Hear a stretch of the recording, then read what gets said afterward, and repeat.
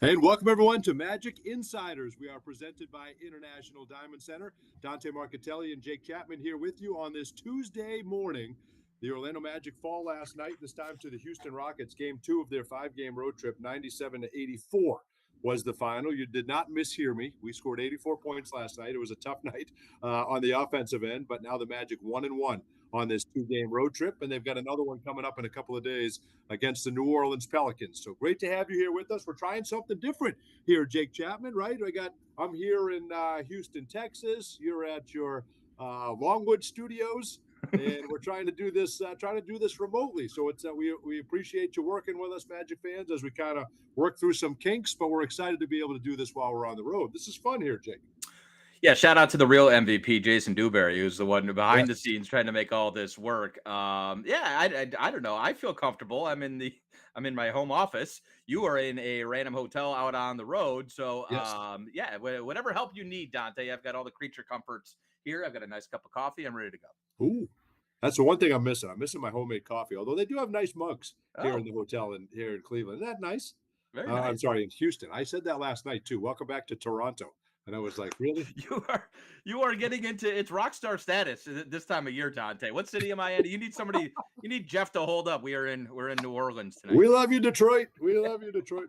Well, tough one last night, and we appreciate the comments. Will, you're all over it. It's good to be back. We hated missing last week, and we're glad everybody's feeling much better. Whatever your daughter had, Jake, was passed on to you. So you're feeling better here today. So now we can move on, and hopefully no more sickness the rest of the way. And hopefully what happened last night in Houston, we got out of our system. I was watching it much of the game. You had 62 points going into the fourth quarter. I'm thinking your season low is 79, and it was just a struggle. 19 points in the first quarter for Orlando, 16 points in the third quarter. And Houston, they're not setting the world on fire offensively either. That's a team that struggles to shoot the basketball. And we just couldn't catch them. They knocked down 16 threes last night, 16 threes, and a lot of them were open. Jake, it's hard to defend what happened last night. You had some good energy to start. You were up 19-10. Houston called a timeout, and you never recovered. From there, it was just all the energy of the Houston Rockets. 25 points for Paolo Banchero. You get 20 points for Jabari Smith. But to me, that game was won by Steven Adams. Mm. You can call him the Big Kiwi. You can call him Aquaman. You can call him whatever you want. That man came in and absolutely decided Wendell wasn't going to stop him. Jonathan Isaac, Goga Bataze, he was going to get every single rebound. He had 17 rebounds, a season high. He had 11 offensive rebounds. The Magic as a team had 13, and he had 11 by himself. He was a one-man wrecking crew that, to me, won that basketball game for the Rockets. 100%. And the frustrating part, Dante, is that you and I talked about that yesterday. I talked about it on the pregame show. Everybody knew that this is the best offensive rebounding team in the Yes. league. It was quite a departure from Milwaukee, which is the worst offensive rebounding team in the league. And part of that is because Brook Lopez, their center, hangs around the perimeter the whole time. That's Yes. not how Houston does it. And this has been a real struggle. Post All-Star break now, Dante, we are 25th in rebound percentage, and we're just not a good enough offensive team to be able to make up for that. We've seen defensive slippage as well. We're about middle of the pack in terms of defensive rating since the All-Star break. So everything else has to be perfect if you're not relying on those sort of foundational pieces of what this team relied upon for success earlier in the season and going back to last year. Defense, rebounding, physicality, all of those things are hallmarks of Magic basketball, and that was Rocket basketball last night. And the crazy part, Dante, is Steven Adams. Yes, he had the injury the year before. He was had for Victor Oladipo, the contract, the piece of Yes. paper, and 3 second-round picks. And what an addition, and what a weapon for Ime Udoka to have coming off the bench, backing up Alper and Şengün. They're completely different players. Şengün's a good offensive rebounder as well. But you run the offense through Şengün. He does all this sort of fancy finesse stuff. And then you just bring Steven Adams in. And all he's doing is laying wood, setting screens, and just beating you up on the offensive glass in the glass period. I mean, we were, a minus 21 or was it 19 last night? 21. Minus As far as the 21. rebounds go, I would love to know how many games in the NBA this year have been won by a team that got out rebounded with that margin. If you're not going to hit 23s, there's no way you're going to win a game like that. So it's back to the drawing board. Again, it's frustrating because that was at the top of Coach Mosley's scouting report Yes, heading into the game last night, how important rebounding was going to be. But they just took it to you. And unfortunately, we're seeing that a lot lately. Yeah, we are, and that's a new lineup that they're experimenting with, the dual bigs. It's something they were extended minutes last night where they had Shengun and Adams on the floor at the same time. And I mean, listen, Shengun grabbed 14 rebounds also, Yep. but you knew it was going to be a problem with those. But obviously, somebody's been able to figure it out because Steven Adams averages 5 rebounds a game. So there is a way to do it. We just did not do it last night. So any thoughts you have, any comments you want to make, we'll defer to you, Magic fans. Anything that you want us to cover here tonight. Will Dawson, Jay Curve, we always appreciate you checking in. But if anyone has any thoughts on what needs to happen, because now, Jake, you got 16 games left. And you got some help last night from Charlotte, which was absolutely incredible, beating Miami. So Miami has not, even through this struggle that this Magic team is going through right now, Miami has not been able to pull away. So you're still right there for 7 if you can get any kind of hot streak going. But the problem becomes, and this is where we'd love to get your comments, and we appreciate you all tuning in here on the Orlando Magic YouTube channel. At some point, you are what your record says you are, right? And I think there's always time, and you can always go on a run, and you can always be the team that nobody wants to play in the playoffs. All those things lie there in front of you, but you're 30 and 36, and you're going to be fighting hard the last 16 games to get to 7, to give yourself a chance to host that playing game. At some point, you are what your record says you are. And we are very much that right now, 30 and 36, but you have time to do something about that. And, I don't know what it's going to take. You got to knock down some shots. You got to get back to playing Magic basketball. Your defense was good enough to win a basketball game last night, Yeah. but you have to get out of this offensive malaise that we've seen here the last couple of weeks. I couldn't agree more. And look, we're seeing right now what happens as far as when the ball movement goes sideways. Hold on, let's listen. Our producer is getting his food here, so let's listen. He forgot to mute. I He don't, forgot I, to mute his but camera. I'm So not let's sure, listen. Dante. I'm not sure if anybody else can hear that. I think that might be just you and I. Okay, okay. I Listening think it's to the going out on the delivery. air. Let us know It if you might can be. hear that. The interaction between our producer and his Uber Eats person. All right. Very good interaction. We'll keep it going. But I yes, think go ahead, Jake. I think he might be taking a meeting as well. You see the ball movement go sideways. I mean, it is so clear when the offense is working and the ball snapping around in the half court, and then whether it's a couple missed shots and they look discouraged. I'm going to get it myself. It's selfish basketball, but being played by non-selfish players, right? Like Right. we know that they know that when they move the ball and generate good looks, and sometimes it has to be great looks for this team, that the offense can be good enough to win at a high clip. But for whatever reason, you see those, malaise is the word you use, those sort of lulls where the ball just stops moving and it's 1 and 2 pass possessions. And we're just not that team. And so I don't know how many times you can show the film and say, look, we passed it 7 times in this half court possession. And look at the look we were able to generate. And then you show the inverse and what happens when it's 1-2, raising up a jump shot with 16 on the shot clock. Yeah, right. It's frustrating, but the silver lining is that we've seen it. We've seen the ball movement. We've seen it be good enough.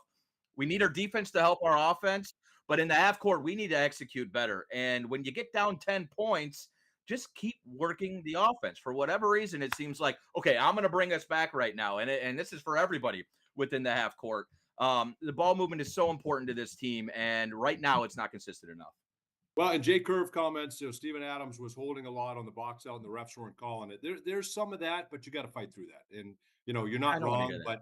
but we can't make excuses. I mean, they just had to be better. You knew that's what Steven Adams was going to do. You knew it. You knew it. And even it was so much so that Jesse Murmis at halftime on FanDuel Sports Network said that's not a guy that you can box out by himself. Everybody has to box him out.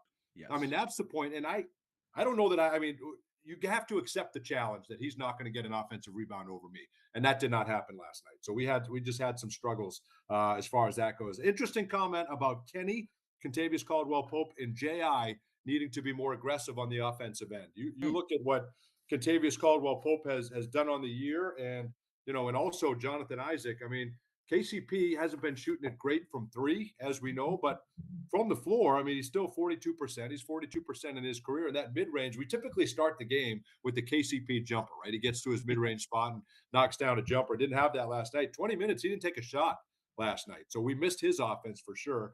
And I thought was aggressive. He knocked down a big 3. But yes, those are 2 guys that we need that we certainly need to get more from on the offensive end. And we've been getting that the last 4 games. He's averaging double figures. He's kind of come on, but it's not a typical Kenny game last night. And then Ji, unfortunately, those minutes have been around 13, 14. We got to get those minutes up, and we got to get more production there, certainly. Yeah, I think it's a good point about KCP, because you can sort of see when he's more aggressive. And granted, I think it's kind of chicken egg. Like if he hits his first 2 or 3 shots, then you start trying to find him more. But you can see when he's shooting around 8, 9, 10 times a game, usually he's knocking down 50-60% of those shots. For the month of March, which is small sample size, only 5 games, he's shooting 58% from the field, and that is with a goose egg in there from last night. Yeah, there's a couple of 8 of 10s in there, 5 of 11, 5 of 7. Right. So I think it's important for Kenny to get going, not just from the perimeter, right? Like you mentioned it. It always feels like we try to get him going on one of those curls early on in the game.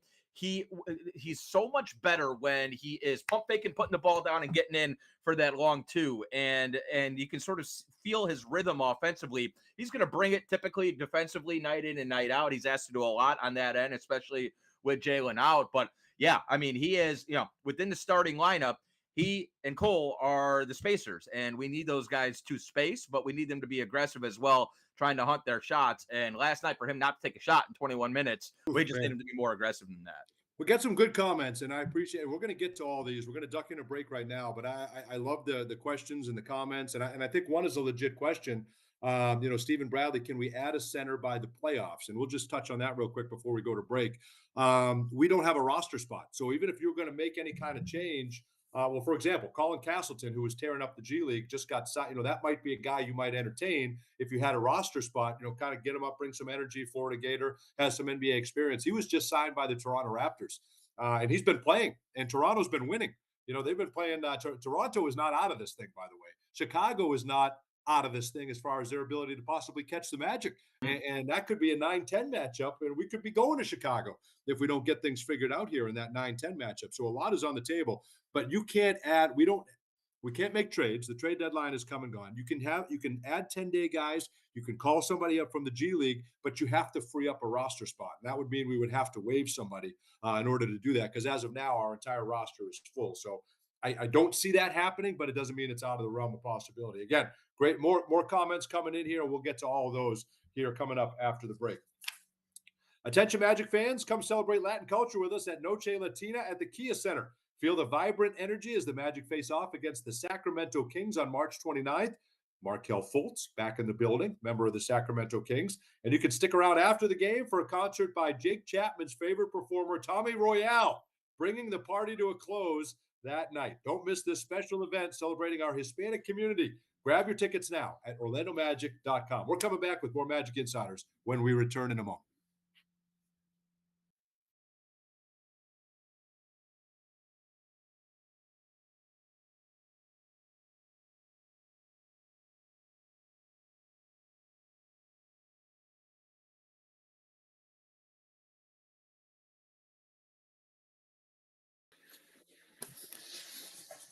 Welcome back, everyone, to Magic Insiders. We're presented by International Diamond Center. Great to have you with us here, everybody, and we appreciate the comments and you guys tuning in all year. Tell everybody we're going to try to continue to do this as much as possible Tuesday mornings here throughout the season. We appreciate you joining us here on the Magic YouTube channel. And for all of you listening on 96.9 The Game, we appreciate you greatly. And if you guys are ever in your car, 3 o'clock, or at home, you can do it through your audio tower. You can just ask them to play 96.9 The Game through the iHeart app, which is fantastic. So you can listen in your home. You can listen to all post shows, right, Jake? All these shows are archived, so people can go back and listen to them, right?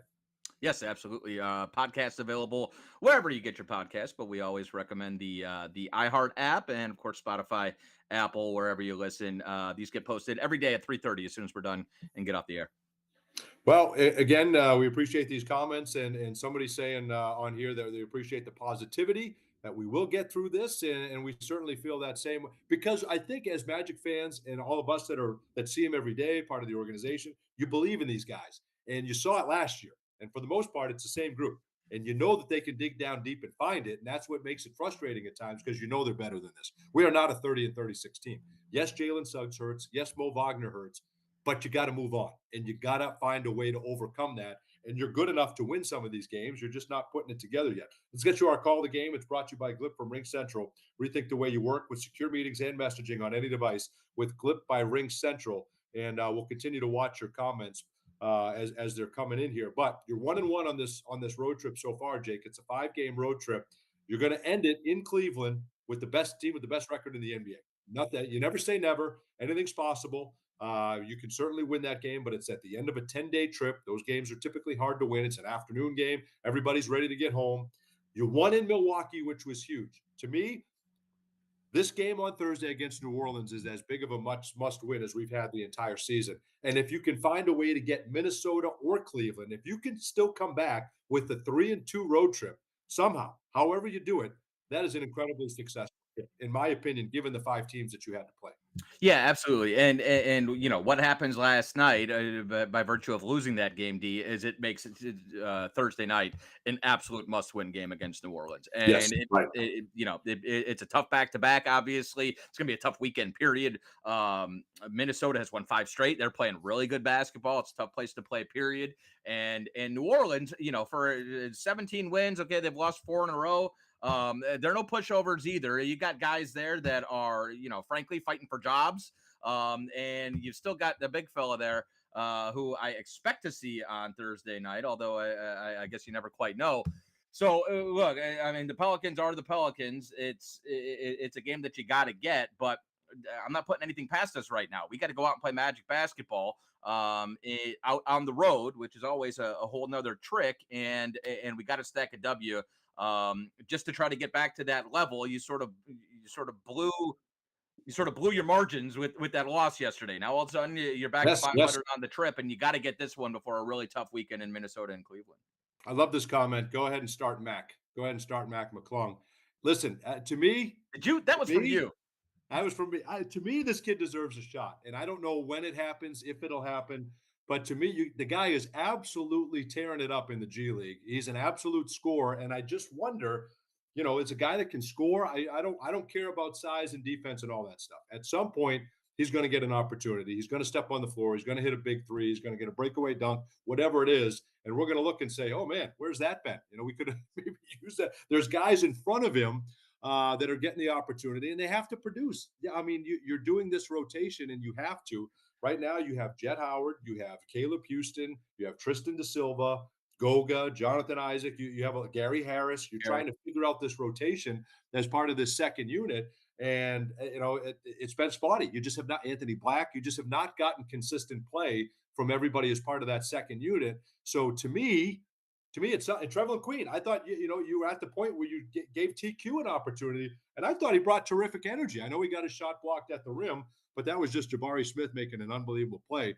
But I loved his energy, and I think Mac, Trevelyan, those guys are going to do that. They're going to bring you energy, and they might be able to give you a shot in the arm from time to time. Now, if you're at the point of the year where, hey, Mac McClung's got to come save the season, I'm not saying that, but I'm saying he has earned, to me, an opportunity, and I think he'll get it. And I think when he does, I think a lot of fans are going to be pretty excited watching him play.